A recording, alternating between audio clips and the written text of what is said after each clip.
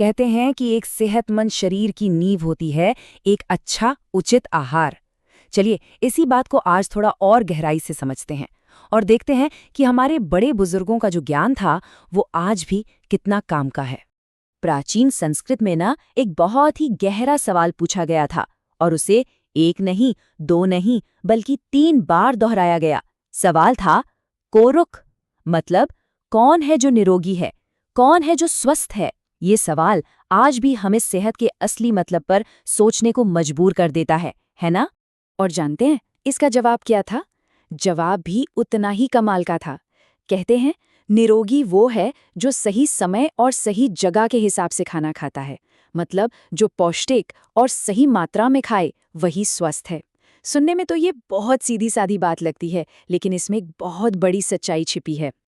तो आज हम किन किन चीज़ों पर बात करेंगे? सबसे पहले भारत की फूड डाइवर्सिटी देखेंगे, फिर समझेंगे कि हमारा खाना खेत से थाली तक पहुंचता कैसे है और वक्त के साथ कुकिंग कैसे बदली है। इसके बाद हम खाने के पीछे की साइंस में उतरेंगे, उसके एनर्जी सोर्स, विटामिन्स और मिनरल्स को समझेंगे। तो चलिए शुरू करते हैं भारत के जबरदस्त और विविध खाने की दुनिया से। ये विविधता ही तो हमारे देश की सबसे बड़ी पहचानों में से एक है। अच्छा, कभी सोचा है कि हमारे देश में अलग-अलग राज्यों के खाने में इतनी वैरायटी क्यों है? मतलब नॉर्थ में छोले भटूरे और साउथ में इडली डोसा, हर कुछ किलोमीटर्स पर स्वाद, मसाले, बनाने का तरीका सब बदल जाता है। ऐसा क्यों है? तो इस सवाल का जवाब छिपा है एक बहुत ही सीधे साधे कनेक्शन में, खेत और हमारी थाली के बीच के कनेक्शन में। सीधी सी बात है, जो जमीन पर उगेगा वही तो हमारी थाली में सजेगा। और यही सबसे ज़रूरी बात है कि किसी भी राज्य का जो पारंपरिक खाना होता है ना, वो वहाँ उगने वाली लोकल फसलों पर ही आधारित होता है। मतलब वहाँ की मिट्टी कैसी है, मौसम कैसा है, ये सारी चीज़ें मिलकर तय करती हैं कि वहाँ के लोग सदियों से क्या खाते आ रहे हैं। और ये कनेक्शन ना अलग अलग राज्यों में बहुत साफ साफ दिखता है। जैसे पंजाब को ले लीजिए, वहाँ मक्का और गेहूं खूब उगता है, तो वहाँ का पारंपरिक खाना क्या है? मक्के दी रोटी, सरसों दा साग, है ना?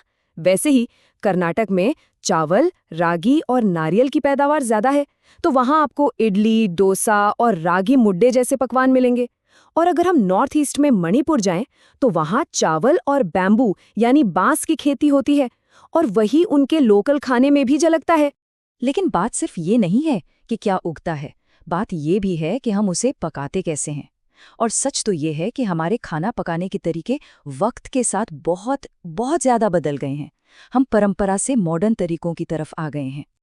और ये बदलाव ना सबसे ज़्यादा तो हमारी रसोई में ही दिखता है। सोचिए, एक ज़माना था जब लकड़ी के चूल्हे पर खाना पकता था, और आज हमारी रसोई में मॉडर्न गैस स्टोव ने उसकी जगह ले ली है। ये सिर्फ टेक्नोलॉजी का बदलाव नहीं है, इसने हमारे जीने का तरीका ही बदल दिया है। बिल्कुल ऐसा ही एक और बदलाव है मसालों को पीसने में। पहले कैसे सिलबट्टे पर हाथ से मसाले पीसे जाते थे, कितनी मेहनत और कितना समय लगता था। और अब इलेक्ट्रिक ग्राइंडर है जो मिनटों में ये काम कर देता है।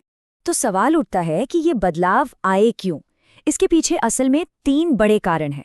एक तो है टेक्नोलॉजिकल डेवलपमेंट, दूसरा बेहतर ट्रांसपोर्टेशन, जिसकी वजह से हर तरह की सामग्री अब आसानी से मिल जाती है, और तीसरा इम्प्रूव्ड कम्युनिकेशन, जिसने हमें दुनिया भर के नए नए पकवानों और पकाने के तरीकों से मिला दिया।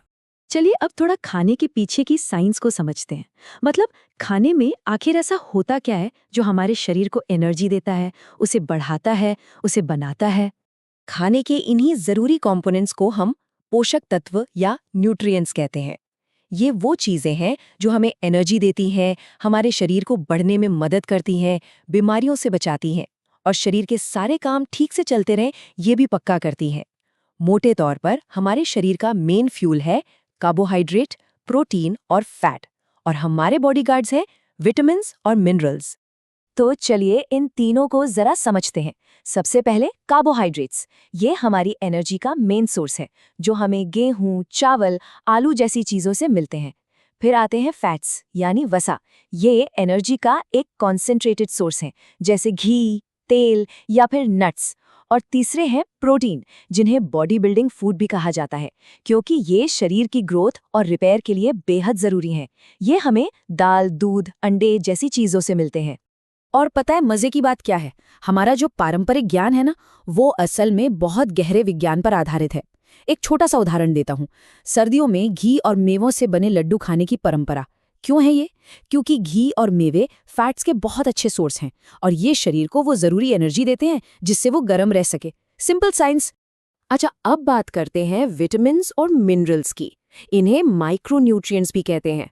और इनकी खोज की कहानी ना किसी जासूसी कहानी से कम नहीं है, जिसमें साइंटिस्ट ने बड़ी बड़ी बीमारियों की पहेलियां सुलझाईं।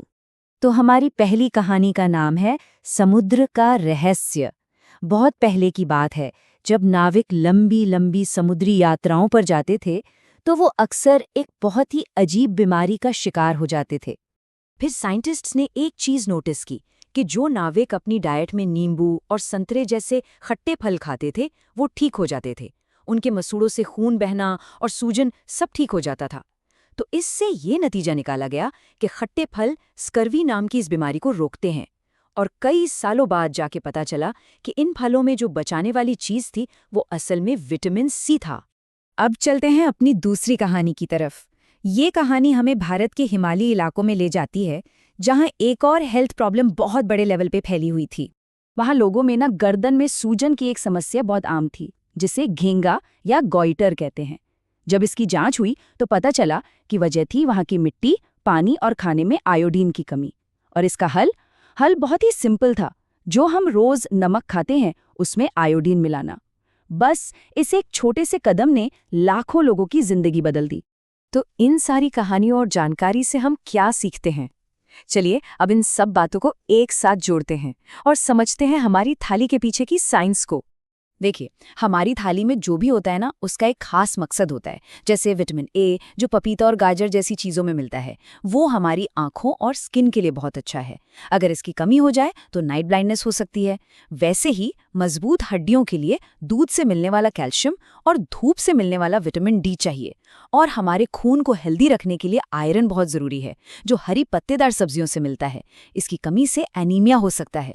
तो ये दिखाता है कि एक बैलेंस डाइट हमारे पूरे शरीर के लिए कितनी कितनी ज्यादा जरूरी है। और आखिर में एक सवाल जो हम सबको अपने आप से पूछना चाहिए। आज आपकी थाली में सेहत के कौन-कौन से हिस्से मौजूद हैं? बस इस एक सवाल पर सोचना ही एक सेहतमंद जिंदगी की तरफ हमारा पहला कदम हो सकता है।